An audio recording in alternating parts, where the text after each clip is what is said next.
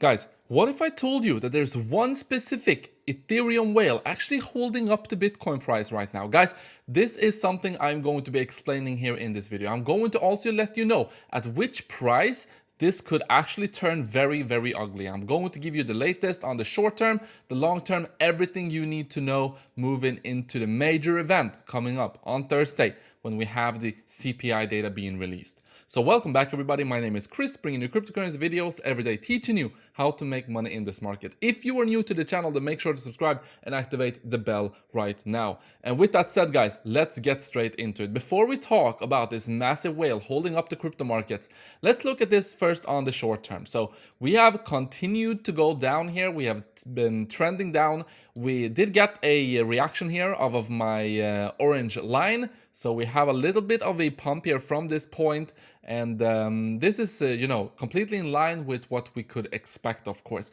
Pay attention to these levels, guys. This gives us a very good clue as to what's going to happen short term for the Bitcoin price. You have the orange line at 18,900, you have it at 17,962, and then you have the resistance up here at 19,680. Quickly, just before we move into the massive whale, also, you can see this trend line have been broken now, retest here on this candle. So this is also actually looking likely to test the support level here at 18,400. Now, we do know that we have the massive event coming up on Thursday, the CPI data, and based on what the market, what the market reacts to on this event, we are of course going to have a massive volatility event for Bitcoin. Now, I'm not ruling out a pump for Bitcoin based on this. If you have been watching my previous videos, you would know that there's actually that possibility of us having a pump here for Bitcoin. But at that point, of course, the resistance line, the cluster of resistance around 20K, I think that's going to be trouble to break through, even if we do see a positive reaction from the CPI data. But then on the downside, you do have 18,300 as the support here. But now let's talk about this massive whale holding up the Bitcoin price. And before we do that, actually, look at this. The traditional market's resting right now, right on the make it or break it orange line. Guys, we do not want this to break below this level, guys. This is basically the pivot point. This is the breakthrough point from the previous cycle. So if we go back here, after the COVID crash, after all of that happened, this is really when we started to go nuts here for the traditional market. So we really do not want to break this level, guys. This is something I'm watching like a hawk. But now, let's talk about this massive whale. So this is Adam Cochran, one of the most respected analysts out there, and he has been noticing something very interesting, which I'm going to explain. Now, this was posted a while ago.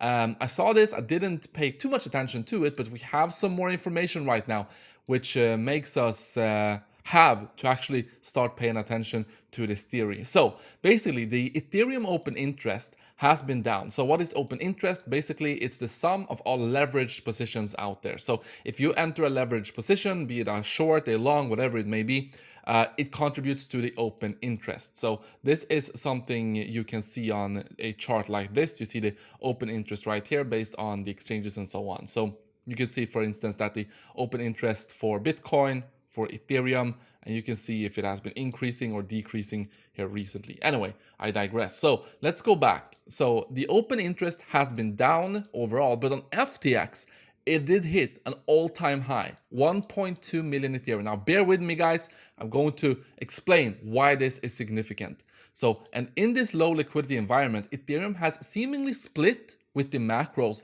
and tried to defend aggressively around that 1,200, that bid is often led on FTX. So what does this mean? Well, it means that when traditional markets have continued to go down, and you can see that traditional markets have gone down, like from the 21st of September, we've had a massive drop in traditional markets. But in Ethereum, from the 21st of September, we've basically just been going sideways here. This is the 21st of September, sideways, sideways, sideways. And of course, Bitcoin also has been more or less going sideways here, although there's more volatility for Bitcoin. So how do we know that this area for Ethereum is being defended on this specific price level? Well, we look at the amount of bids coming in, and they are often led on FTX.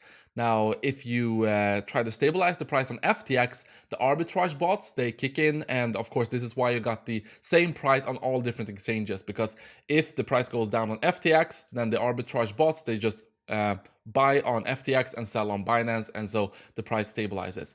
So the rational conclusion is that someone institutional is very leveraged on a large position on FTX. And right now, with liquidity so low, it's pretty cheap for them to defend the position. So each day, there are multiple ticks where purchases of $20,000 spot can turn a red candle into a green candle.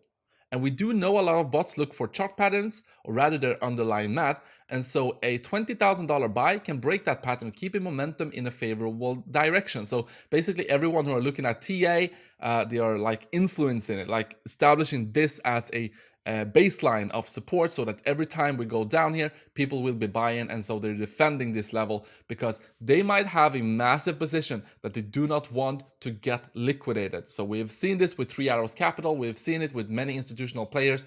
Some of them are really trading like degens, and this is why they're defending this level according to the theory. So they're making those small spot buys in low liquidity moments to shift the chart and selling either spot or contract against it when the liquidity is higher. So basically once we have gone up. So again, while the open interest fell on all exchanges, the Ethereum open interest on FTX has been rising. Then it goes into some specifics here, how when Bitcoin has been going down, this level for Ethereum has actually been defended. And of course, we know that the Ethereum and Bitcoin is also correlated. So when Ethereum doesn't fall any lower, of course, Bitcoin is also staying up there. So basically this whale, if the theory is true, is holding up the entirety of the crypto market, which is pretty insane. Normally, we make the mistake of shrugging these big positions off, assuming that they must be hedged. But we painfully learned just a few months ago that sophisticated operators are a lot more risk on and less hedged than we think. Again, Three Arrows Capital, Celsius, and so on. Now, how do we know it's one entity? Well, normally I wouldn't attribute it to one position, as a lot of sophisticated operators could be interested in hedging a staked Ethereum position. But the fact that other exchanges and options have massively slumped in open interest, it suggests there is 1 to 3 big positions. So this is how we can assume that the big position is being defended. We've seen open interest go down on all exchanges. It's been going up on FTX, and also on FTX, it just happens to be the exchange that is actually coming in with the bids and defending this price range. Now, we do know that the price is safe as far as down to 12,017 or 1,217, because this is where we hit on right here in September. We went down here and we didn't see a massive cascade of liquidations. So down here we should be pretty safe, but below this level, we do not really know how this is going to react. Maybe they are going to get liquidated if we go any lower than that. His guess is that a large market maker is offside or hedging against something that can't be easily used as collateral or have other capital tied up. So this is a position that we should be watching, and this is a position that he has been watching. And then he gives you an example, like this is usually what happens. We go down, the whale on FTX eats up this entire position, and then, you know, we do see all of those TA guys coming in, buying up the Bitcoin or Ethereum in this case. Boom, we go up, and then they take profit at these higher levels. Now, this was a while ago. Again, this was more than a week ago we posted this, but we've had some more updates because this whale has been weakening. They now seem to be waiting for sells to run stops just past $13,000 or $1,300. And then they make small rebalancing buys to bring it back over the line. And this is even if it is against the macro trend. So even if traditional markets are dumping like crazy, they try to really defend this level, but they let it go down below the $12,000 or $13,000 level, and then they start, you know, coming in with smaller bids to try to push up the price. This is also maybe why you see that the bounces are not as strong as they had been previously. They must really be on the ropes. It would likely take a big spot seller to push them out, or people not getting to degen on overshorting this late in the price action. But if the CPI isn't good on Thursday, they will likely break and we'd get a huge flush. So this is interesting, guys. We're seeing the data, we're seeing the analysis that when we go down below this level on FTX in particular, you do have one entity coming in, putting in bids to push the price up higher. And on FTX, it just so happens that we have been seeing the open interest, the amount of leveraged positions increasing while the rest of the market has been decreasing. So there are a couple of major positions on FTX. So I do not think it's a coincidence that this level is trying to be defended, possibly by the same entity, most likely actually. So what do you think of this, and what do you think could happen if we drop down below, let's say, this previous low and lower than this, let's say like 1,193? Well, I need to prepare you for this, guys, because depending on what comes out on the on the core inflation on Thursday, we could see something happen for Ethereum going down lower than this level. At that point, maybe the whale is not going to be able to continue to hold up the crypto markets. And of course, if you want to trade this volatility, guys, you're able to claim up to $10,000 on OKX. Absolutely insane. And also join the trading competition. After you have signed up, click this link right here and you have the leaderboard right here to see if you are one of the few people who are going to win the crazy prizes we have for this trading competition. Guys, that's what I got for you. Thank you so much for watching this video, and I will see you in the next one.